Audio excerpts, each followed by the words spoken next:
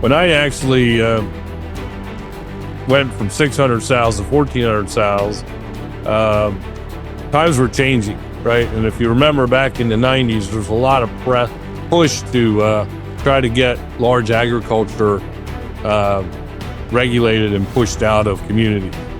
And I had some people in our community that objected to me doubling our size. And so I ended up having to hire an attorney to be able to get my permit.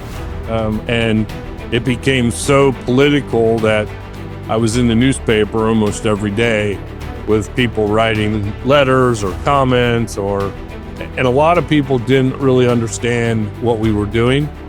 I used to think that I lived if you know where Juniata County is in Pennsylvania, it's a very rural place. Americans are capable of achieving extraordinary things when they have the freedom and opportunity to do so. This is American Potential.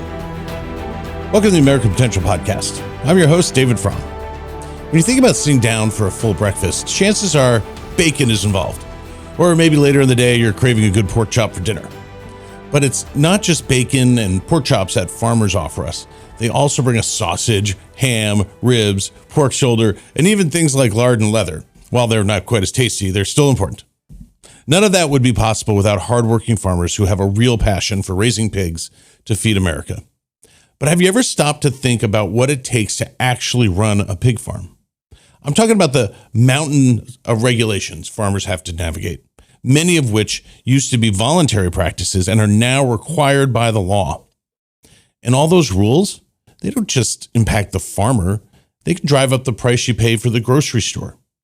Today's guest is a seasoned pig farmer from Pennsylvania who's been in the business long enough to see how things have changed. He's here to share how he got into farming in the first place and what he does as the president of the Pennsylvania Farm Bureau. I want to welcome to the podcast, Chris Hoffman. Chris, welcome. Thanks for joining us. Well, it's my pleasure to join you today, and I look forward to this podcast and telling our story in agriculture, because it's really important that we do that, and to be able to make sure people understand where their food comes from and just what it takes day in and day out for your food to make it to your table, and all the things that farmers are pressured with day in and day out. So it's my pleasure to be here and look forward to the conversation. Yeah, likewise. I think this is one of these instances where a lot of people take a lot for granted. It's like, hey, food, I take it out of the refrigerator, I cook it, I eat it. And there's a lot that goes into that. So I'm looking forward to talking about that. But before we do that, I kind of want to know, how did you end up becoming a farmer? Because my understanding is that that's not what you originally wanted to be growing up. No, growing up, I had a real desire to be in law enforcement and wanted to be a federal marshal. That was my end game, so to speak. And when I graduated high school, didn't really have money to go to college and didn't really know much about that. And so I went to work on a pig farm that was owned by a feed mill. And within a year, I was actually managing an 800 sow pig farm where we were breeding and farrowing out little pigs. And I was in charge of 4 people at the age of 19. So that was where my start happened. So we kind of fast forwarded for about 4 years, was very successful doing that. And as I was looking at the economics, I'm like, I don't know why I'm doing this for someone else and they're making all the money. I should do this on my own, and was able to find a farm, and I purchased a farm and started out on this journey that I'm almost 35 years into. That it's hard to believe that time has went that far, that fast. Yeah. What's it like to get a farm up and going?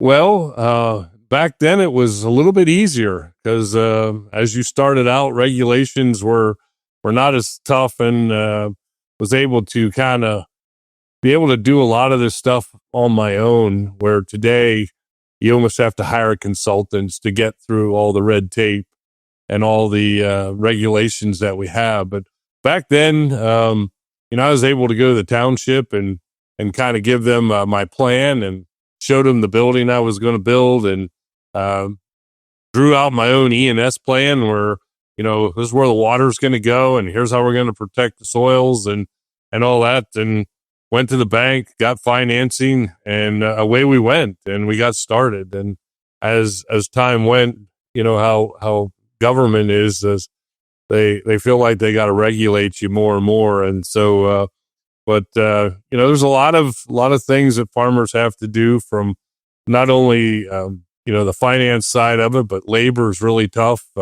Being able to find labor to work in the facilities, and just to be able to kind of manage technology as it continues to change, being able to have the systems in place to be able to do it. We struggle in my community, for having internet. And at one point in time, I had 2 internet companies coming into the farm at the same time, just trying to have some type of service where I could be able to send emails out. Couldn't do a podcast like this today because it was too slow to do that. It was, I think, slower than dial-up when I first started. So it really has changed. I mean, agriculture is moving very, very quickly, and technology is really adding to what we do. I think about our breeding stock alone. We used to have a born alive. We had 10. We celebrated, right? If we had 10 little pigs born on each sow, that was a celebration. Today, we got 15, 16, 17 born on every sow. So just creates a different type of challenge in how do we manage pigs. Before we didn't have enough, and now we have an abundance. And so our job has changed a little bit as we do our work and kind of manage our system. So it's fun. It's enjoyable being here on the farm.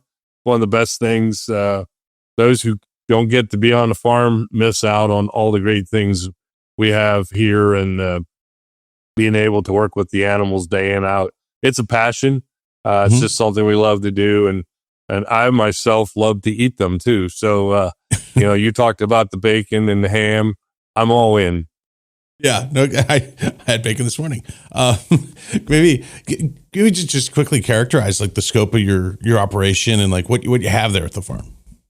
Well, we have 1,200 sows, and for those who don't know what sows are, they're females that we breed, and so we have probably about 220 sows actually lactating.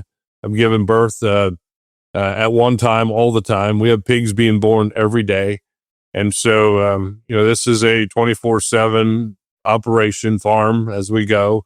We also have a nursery that has about 5,000 wean pigs. So we raise them from 21 days to about 64 days.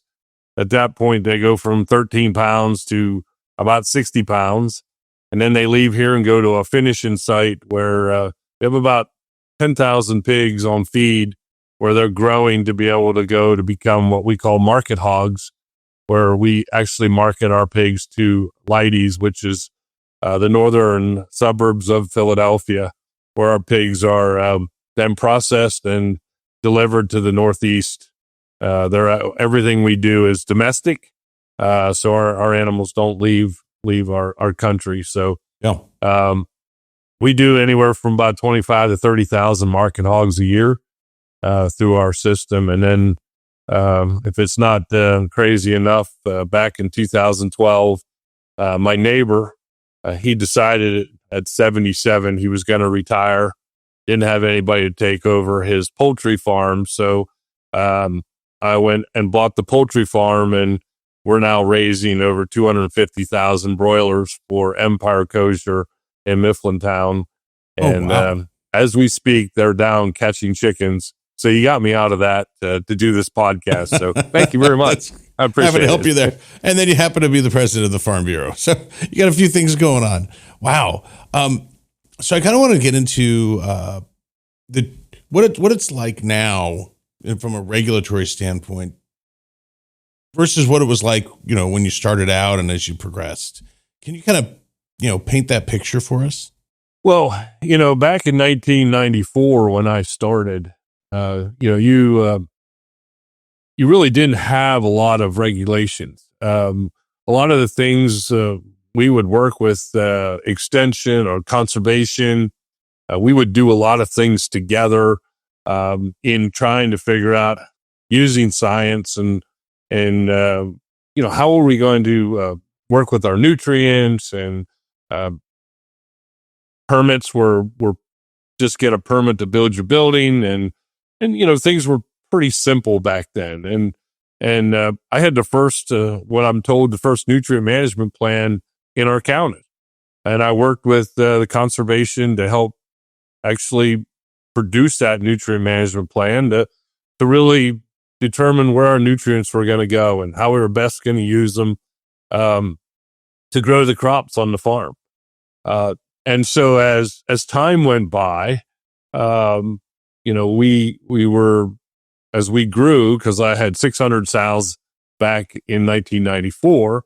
In 98, we expanded and went to 1,400 sows, where as we transitioned to a larger farm, I had, DEP, it's our Department of Natural Resources here in Pennsylvania. They said that, well, we really need to, because you're so big, you're a concentrated animal farming operation, and that we'd like for you to fill out this paperwork. It's voluntary. Your CAFO permit is free. Just fill it out, and we're just kind of making sure we know where all our farms are, and kind of just getting the clarifications in place. So I'm like, yeah, okay, I would do that. So in 2000, we filled out the paperwork and we submitted it, and everything was fine until 2005. And all of a sudden, they come back and said, well, this is no longer voluntary. Now it's mandatory. You have to do it. And so it got a lot more harder to do, because the stuff they were asking, a normal farmer's just not going to be able to produce it, right? It just was, they were asking for things where we didn't have the capabilities of doing it. And so we would work with consultants. And so as we got into it, we were able to get our 2005 plan done. It's a 5-year permit. In that, we have to do nutrient management plans every 3 years, which are now mandatory. And so we're doing nutrient management plans. We're doing, that's every 3 years. CAFO permits, the concentrated feeding operations, is every 5 years. Well, by the time I got to 2010, they were looking at watersheds. And if you know anything about the Chesapeake Bay, I happen to be so honored to live in the Chesapeake Bay. It is a great place to live. But because of the focus on the Chesapeake Bay and the watersheds, one of the watersheds that I live in, that our sow farm sits on, is actually a high quality watershed. We have natural reproducing trout, native trout in our stream. And so they're said, well, you're no longer a general concentrated animal feeding operation. You are now an individual. And that's going to require different setbacks. It's going to require different planning. It's going to require a different permit. Well, I couldn't do the general one by myself, so I really couldn't do the individual one. So it just continued to grow to the place where today, when you think about these permits, I have to pay $500 a year to have a permit, a concentrated animal feeding permit. I have to pay consultants over, I think my last one was $5,000. And my nutrient management plans continue to cost me more and more all the time because of soil testing and the amount of information they need in these permits. So it's kind of getting out of control. Yeah, no kidding. That's terrible. Well, so then you've gotten involved in the Pennsylvania Farm Bureau, and lead it now. So how'd you get involved with the Farm Bureau, and what does it focus on? Well, I got involved in the Farm Bureau. The kind of was the necessity when I actually went from 600 sows to 1,400 sows. Times were changing, right? And if you remember back in the 90s, there was a lot of push to try to get large agriculture regulated and pushed out of communities. And I had some people in our community that objected to me doubling our size. And so I ended up having to hire an attorney to be able to get my permit. And it became so political that I was in the newspaper almost every day with people writing letters or comments, and a lot of people didn't really understand what we were doing. I used to think that I lived if you know where Juniata County is in Pennsylvania, it's a very rural place, right?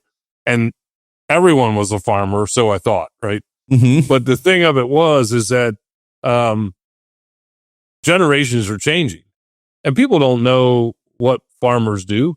Our pigs are inside buildings or in climate controlled buildings where we're protecting them from all elements. Protecting them from the environment, protecting them from other animals, protecting them from the heat and the cold weather, right? And so people question, like, what's going on behind the curtain? And I didn't realize that, right? Because I was this young farmer. I was doing my thing. Like, I was trying to make money. I was trying to grow our operation, our farm. And I realized as I was going through this, that there was a lack of education, right? A lack of opportunity for people to truly, really understand what it is that I do. And so I got involved with Farm Bureau because I needed some help. Like, I needed their guidance, so to speak. And so they had a guy there that came out and helped me and helped craft messages, and we worked really side by side. Well, then if you know how Farm Bureau works, it's a county grassroots type deal. There's 54 county farm bureaus in Pennsylvania. Juniata County has their own grassroots county farm bureau board. But once I got involved, all of a sudden, hey, Chris, we need you as a board member. Well, then I became the vice president. Then I became the president. Then I needed, there was an opportunity to be a board member at the state level. So I became the board member. And after 8 years, I was came to my end of what I could actually do. And there was a change in leadership, and I needed a vice president. So I ran for that. I won that. And then 2.5 years ago, I ran for president and was successful at that. So that's kind of how I got involved in the leadership side of it. And so, my goal is to protect our farmers. My goal is to really create a place where Pennsylvania can have their farmers be able to go out and do what they do what they love, protect our family farming business, right? And we don't need this regulations. We don't need these things, because farmers are generational, right? It's the next generation. I have a 29-year-old son, right, who is hopefully going to take over our farm. That's his goal. And so we have to protect our land. We have to protect the soil. We have to protect the water, right? We're already doing all this stuff. We don't really need government to tell us how to do it, because this is what we do. And so my job as the Farm Bureau is to advocate on behalf of the farmers and knowing what they're going through. How do we create the pathways for them to actually get there, get it done? And so it's pretty exciting.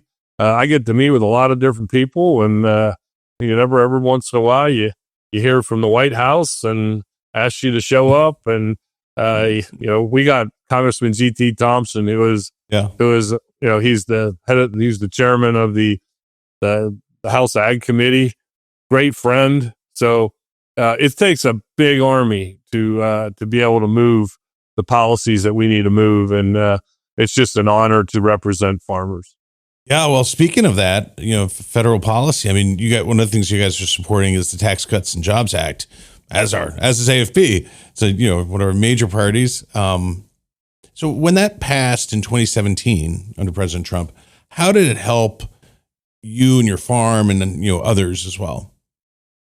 Well, so we actually have corporations set up for the chickens and for the pigs and all that. And so one of the things that helped me is that under the tax code, used to be able to do your depreciation at least to get you to zero. Well, under the new code, you could do bonus depreciation, which actually you could take more depreciation and have a loss. So if I was making money on my chicken houses, on that side of it, I could actually take more depreciation on the pig side, create a loss on that to help with the loss on the other, the profit on the chicken side. And so that's been something really big for me in the bonus depreciation, being able to use more depreciation to help with trying to mitigate my tax obligations. It also did lower the corporate tax, right? So that has been really, really good from that side of it. I know that some of the other farmers, and that was me personally, but some of the other farmers who have young children or have children, just even the tax credit have been pretty amazing as you think about it.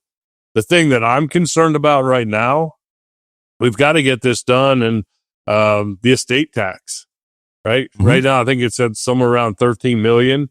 The size of our farm, we can't go back to 1 million or 4 or 5 million.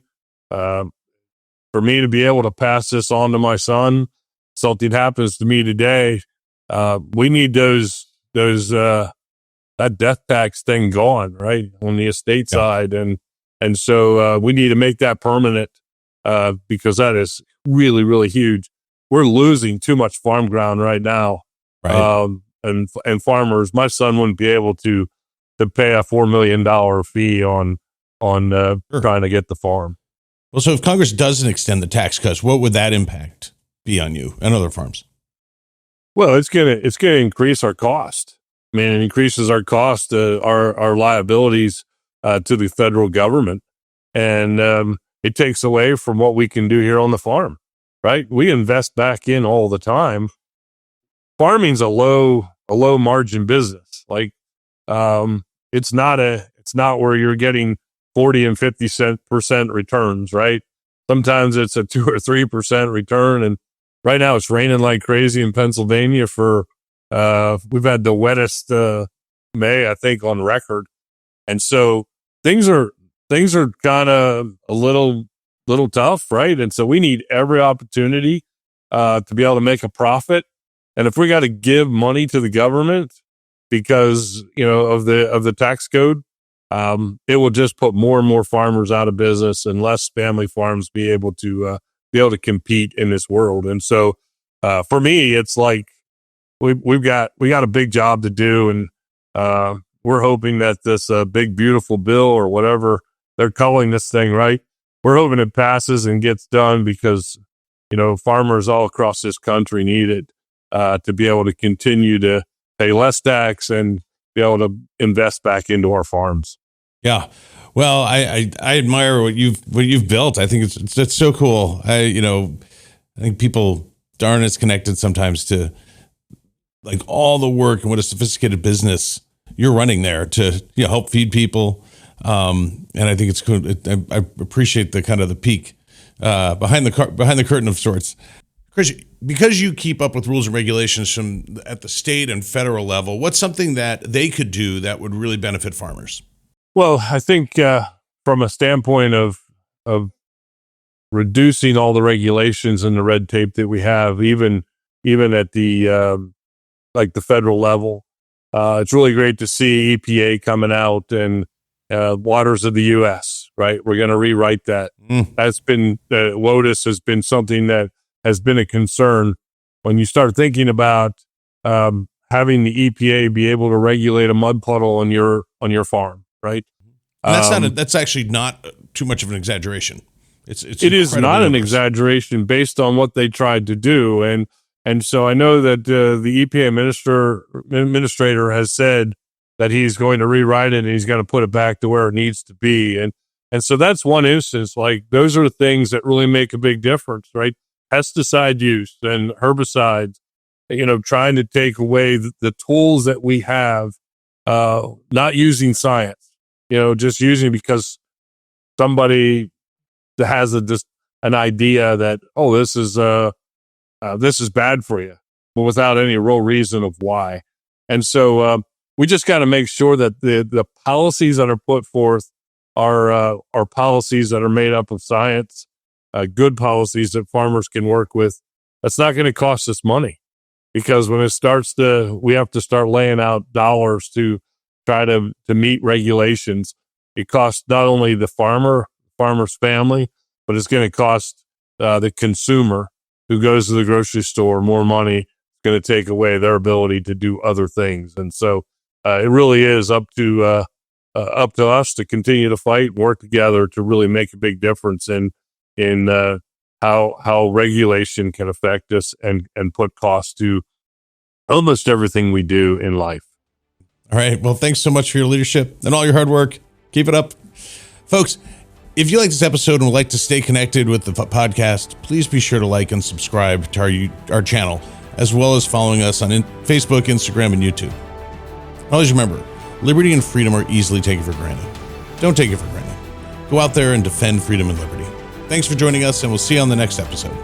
Thank you for listening to American Potential. You may listen to more stories from Americans working every day to expand freedom and opportunity in their communities by visiting AmericanPotential.com.